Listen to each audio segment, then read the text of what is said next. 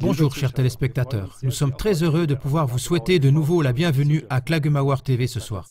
Le dimanche 15 mars, cela fait un an que l'avion de ligne du vol MH370 de la compagnie malaisienne a disparu. Il semble qu'on n'a toujours pas trouvé la moindre trace de l'avion. Jusqu'à présent, les médias de masse n'ont pas apporté d'explication plausible. En résumé, ils disent que l'appareil est tombé dans l'océan Indien. Dans les médias alternatifs comme sur Internet, de nombreuses théories et spéculations circulent à ce sujet. C'est bien compréhensible.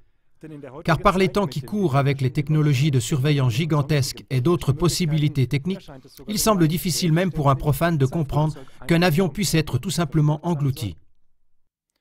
À Klagemauer TV, nous avons reçu sur ce sujet dramatique des courriers très intéressants qui, d'un côté, démontrent les faits et les absurdités, mais qui développent aussi des parallèles avec d'autres événements.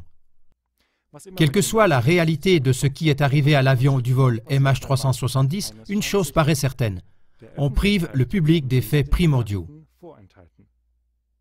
D'une part, on garde sous clé la communication radio du pilote de la compagnie malaisienne.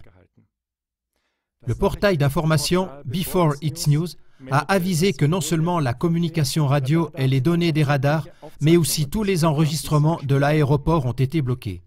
Or, ceci est extrêmement inhabituel lors de tels événements. On se pose inévitablement des questions. Qui donc a intérêt à ce que ces données soient cachées au public? Et pourquoi cette conservation de secret? Qu'il y ait visiblement un tel intérêt à conserver le secret, l'expérience vécue par Sarah Bajek, parmi d'autres, en parle clairement. Son concubin, Philip Wood, était passager de l'avion disparu. Bajek ne voulait pas se contenter des explications incohérentes à ses yeux. Elle combattait de manière offensive pour avoir un éclaircissement approfondi de l'affaire. Puis des choses étranges se sont passées. On a cambriolé plusieurs fois son appartement. Elle a subi des harcèlements massifs par des photos obscènes qu'on a envoyées sur son portable. Et en fin de compte, elle a même reçu des menaces de mort. Est-ce qu'il en serait ainsi si l'avion était tombé dans l'océan seulement à cause d'une panne? De même, le comportement des services de sécurité aériens malaisiens était extrêmement curieux. Après avoir quitté l'espace aérien malaisien, l'avion a débranché son signal électronique de reconnaissance, ce qu'on appelle le transpondeur. Puis, l'avion de ligne a changé de cap pour revenir au-dessus du territoire malaisien, quasiment en mode objet volant non identifié.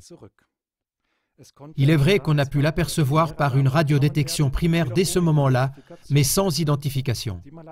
Mais l'armée de l'air malaisienne n'a pas envoyé des intercepteurs pour vérifier que tout allait bien. En fait, ce sont les procédures standards dans de telles configurations. Pourquoi a-t-on fait ces dérogations graves au b.a.-ba de la sécurité de vol et qui les a faites? Ceci ne réveille-t-il pas des souvenirs du 11 septembre, lorsqu'à l'époque il n'y a pas eu non plus de départ d'intercepteurs, après que les avions prétendument détournés ont coupé le contact radio et ont dévié leur route aérienne? D'autres absurdités résultent pareillement des recherches spectaculaires dans le sud de l'océan Indien jusqu'aux côtés de l'Australie. Le système par satellite Inmarsat a fourni les données pour cette recherche. Ce système est exploité par les Américains, les Britanniques et les Israéliens. À ce sujet, il est frappant qu'Inmarsat ait refusé de publier les matériaux bruts des photos satellites. Après cela, on a mis à disposition seulement des données qui étaient interprétées par Inmarsat, ou même qui étaient manipulées comme des observateurs critiques le supposent. Car l'opération spectaculaire de sauvetage sur la base de ces données est restée sans succès. Ceci a donné matière à la question suivante. Les responsables d'Inmarsat n'avaient-ils pas dirigé les recherches dans une fausse direction, peut-être délibérément? Encore un aspect essentiel qui est en attente de réponse. Étonnamment, les données du système de localisation GPS du vol n'ont pratiquement pas été prises en compte dans le contexte de cette recherche. Et ceci bien que de nos jours, même des avions modernes envoient leurs données GPS sur différents réseaux afin que des amateurs puissent aussi suivre des vols sur Internet avec très peu de décalage. Ceci, par exception extraordinaire, n'aurait-il pas été le cas en ce qui concerne le MH370? L'ancien Premier ministre malaisien Mahathir Mohamad se montre méfiant. Mohamad dit littéralement: des avions ne disparaissent pas tout simplement, certainement pas de nos jours. Avec tous les énormes systèmes de communication, avec tous les traçages par radio et satellite, ainsi que des caméras digitales qui fonctionnent presque sans fin et qui possèdent des capacités de mémoire énormes.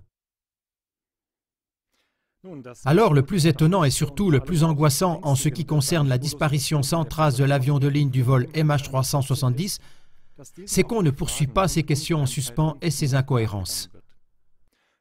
Et aussi qu'on n'élucide pas l'affaire en intégralité par la publication de toutes les informations. Au moins, c'est le minimum qu'on devrait fournir à tous les voyageurs par avion afin qu'une chose semblable ne se répète pas. Pourquoi donc cette cachotterie? Pour élucider ces questions, vous allez pouvoir suivre une autre émission de notre studio de Nuremberg. Restez à l'écoute.